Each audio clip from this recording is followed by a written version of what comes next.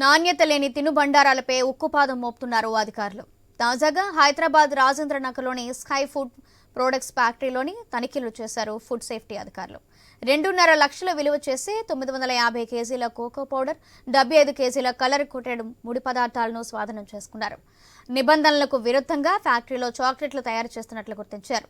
చిన్నపిల్లలే టార్గెట్గా choco food balls, sky umbrella, gems వంటి పదార్థాలు తయారు చేస్తున్నట్లు గుర్తించారు. అలాగే తయారీలో అత్యధికంగా సింథటిక్ కలర్లు వాడుతున్నట్లు గుర్తించారు.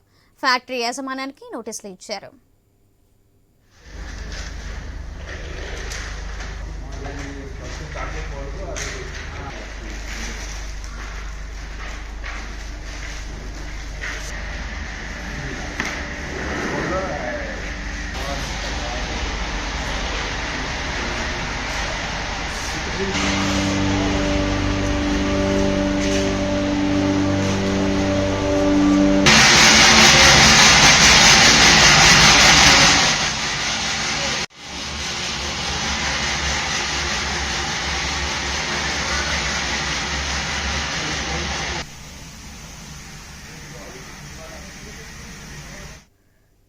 నాణ్యత లేని తినుబండారాలపై ఉక్కుపాదం మోపుతున్నారు అధికారులు. తాజాగా హైదరాబాద్ రాజేంద్ర నగర్లోని స్కై ఫుడ్ ప్రొడక్ట్స్ ఫ్యాక్టరీలోని తనిఖీలు చేశారు ఫుడ్ సేఫ్టీ అధికారులు. 2.5 లక్షల విలువ చేసే 950 కేజీల కోకో పౌడర్, 75 కేజీల కలర్ కోటెడ్ ముడి పదార్థాలను అధికారులు స్వాధీనం చేసుకున్నారు.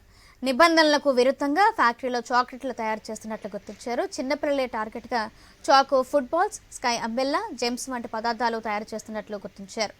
తయారీలో అత్యధికంగా సింథటిక్ కలర్లు వాడుతున్నట్లు ఫ్యాక్టరీ యజమానానికి నోటీసులు ఇచ్చారు.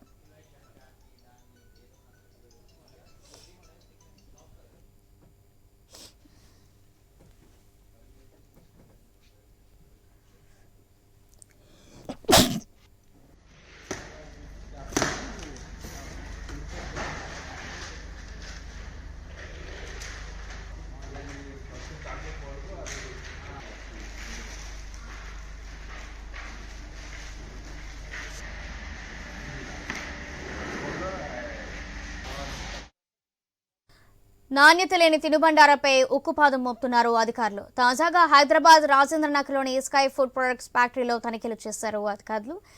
దీనికి సంబంధించిన మరింత సమాచారం మా ప్రతినిధి లహరి అందిస్తారు. సౌజన్య, ప్రస్తుతం రోజు రోజు కూడా ఫుడ్ సేఫ్టీ అధికారుల దాడులు అయితే కొనసాగుతూనే ఉన్నాయని చెప్పుకోవచ్చు. ప్రస్తుతం రాజేంద్ర నగర్ లో ఉన్నటువంటి స్కై ఫుడ్ ప్రొడక్ట్స్ ఫ్యాక్టరీ పైన అయితే ఆకస్మికంగా తనిఖీలు చేయడం జరిగింది ఫుడ్ సేఫ్టీ టాస్క్ ఫోర్స్ అధికారులు. అక్కడ విస్తుపోయే నిజాలు కూడా బయటపడ్డాయని చెప్పుకోవచ్చు. చిన్న పిల్లల్ని టార్గెట్ చేస్తూ అక్కడ ఫ్యాక్టరీలో తయారవుతున్నటువంటి choco food balls, sky umbrella, gems, ఇతర మిఠాయి పదార్థాలు కూడా అక్కడ తయారు చేస్తున్నారు.